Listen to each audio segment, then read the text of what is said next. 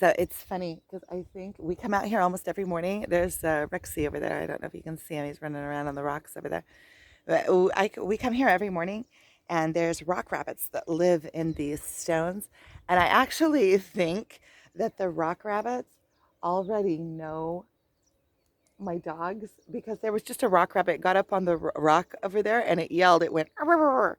It yelled at my dog, Rexy, because Rexy runs after him. And they know they can, they go, there's like, something like flying around right in my face. I love it when it's spring. There's just life everywhere, and I think that rock rabbit was actually like egging him on. He got up on top of that rock and went, "Meow, meow, meow, meow." And then Rexy looked right at it, and Rexy like started, and it ran in between the rocks. I think that they already know my dogs because we come out here almost every morning. I mean, they have to know my dogs already, and they have to know that my dogs can't get them when they're in the safety of those stones. I'm heading back. I wanted to talk about the twin flame journey a little bit. I feel like in these last few days that I'm coming back into my own. Probably I'm feeling more like myself, but in a new version of myself than I have for the past year. One thing about this twin flame journey is that there's always this underlining, like under the surface, this pain.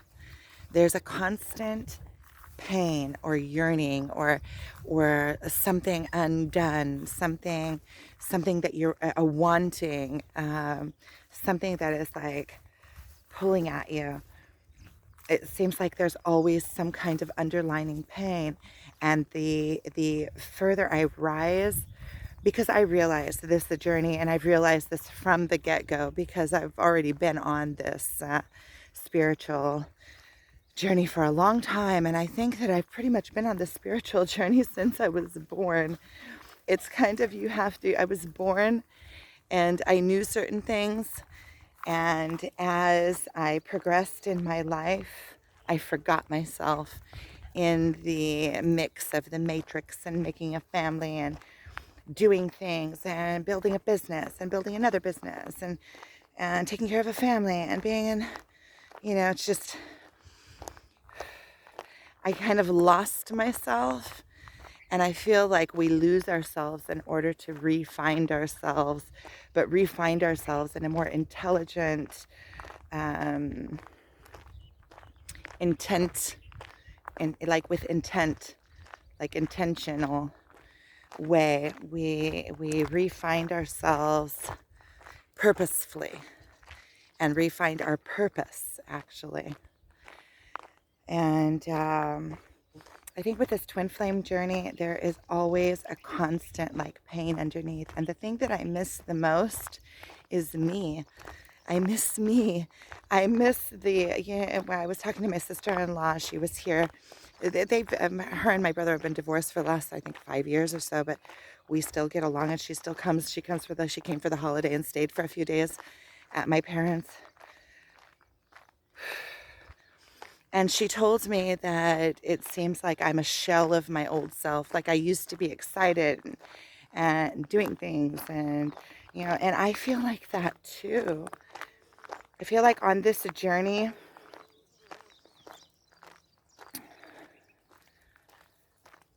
we go through, first of all, we go through ourselves from from bottom to top or top to bottom. We have to go through everything, all of the beliefs that we have. Everything is like torn down to be rebuilt. But rebuilt purposefully, we rebuild ourselves. We decide. It's like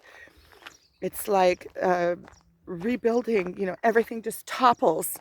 All of your beliefs topple. Nothing that you knew before stays solid. So everything is taken down. It may be put back in place right where it was, but everything is looked at. And I feel like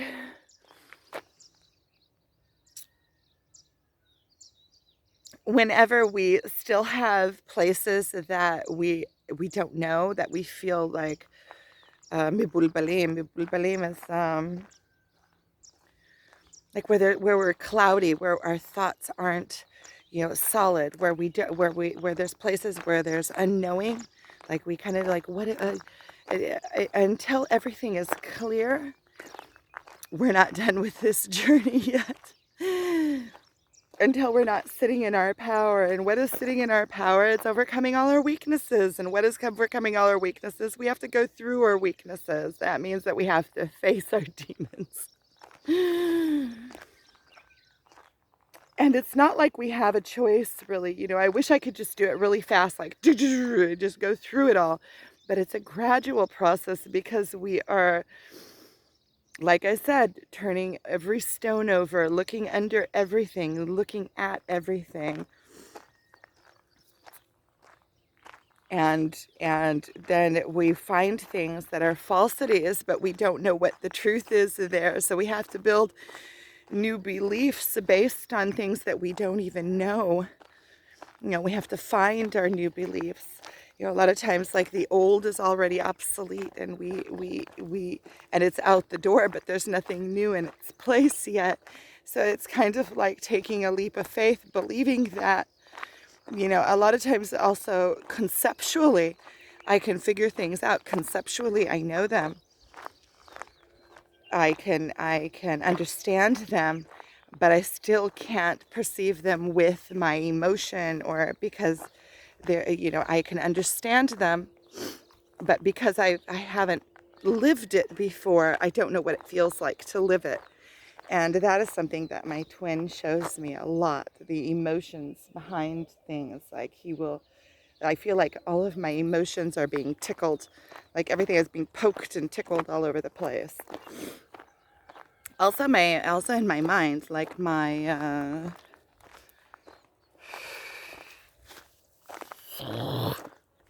it's like he has the map to me, and sometimes I think that I know that it's purposely on sometimes, but sometimes I think that it's that he doesn't even know what he's doing.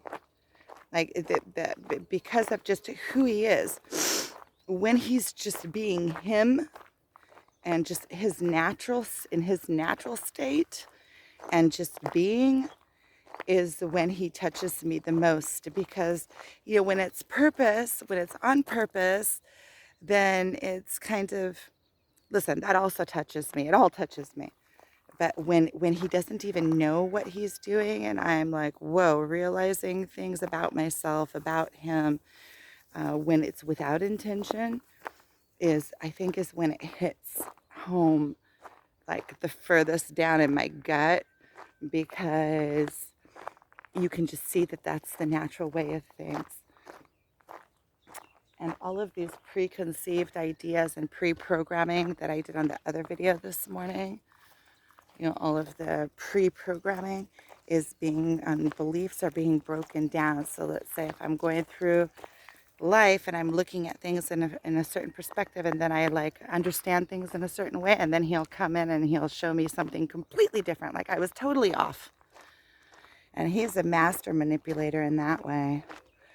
Like, he'll show me, oh yeah, okay, so you perceive it this way, but it can also be perceived this way, and it can also be perceived that way, and it can also be perceived this way, and it can, there is no solid in reality. Reality moves all over the place and is bent all over the place. No two people perceive the same situation the same. And so that is obvious. If somebody's going through life with these traumas and interpreting their life through these glasses of traumas, they're going to, if I say one word to them, it's going to ignite things that I wouldn't have even thought of, or certainly didn't mean.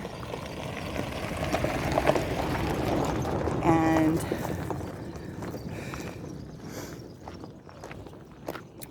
or touch them in certain ways, or hurt them.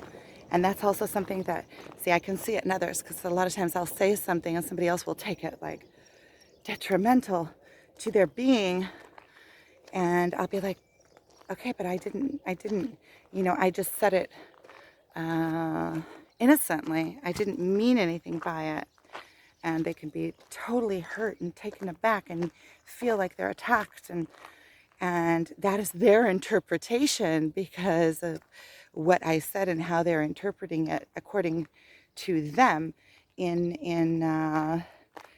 in perspective or in relativity to what they have gone through in their life. See, the relative, everything is relative. And then whenever I get hurt by a situation or something somebody says, I always know that, wait a minute, it's me perceiving it to be this way. It doesn't mean that it has to be this way. And anything that anybody else says, even if it's on purpose to try to hurt me, right? It's just, it's theirs. It's not mine. Now, and another thing is, if the hurt is in me, in my body, and I'm the perceiver of the hurt, that means it's mine. It's not anybody else's. That means it's mine to solve. I'm the only one that's feeling my emotions. And any place that I feel less than perfect is a place that I need to dig in and work work out. Because of that is an illusion. An illusion. Oh, this whole life is a freaking illusion. It's all a dream. It's all a dream. Oh, that was something I was going to say in the previous video. See, everything is connected to everything. So everything leads to everything. So this whole life is a dream, and your mind doesn't know the difference between reality and dream, because reality is also a dream. It's your conceived dream. And so that's when you understand that, it's really simple to reprogram our own minds, because we can decide a different reality, and the more we think it, the more we bring it to be. And that's how we reprogram our mind, through affirmations. We can even write down our affirmations and the life that we want and the things that we want to perceive, and write them down on a piece of paper and use it as a mantra. Say it to ourselves 3, 4, 5 times a day, all day long, until it becomes true for us. There's a lemon here on the ground that I'm not going to leave here if it's good. I'm going to take it. I don't want to spill my coffee. Yeah, it's a good lemon. It's a good lemon. They fall off the trees here and they roll down the street.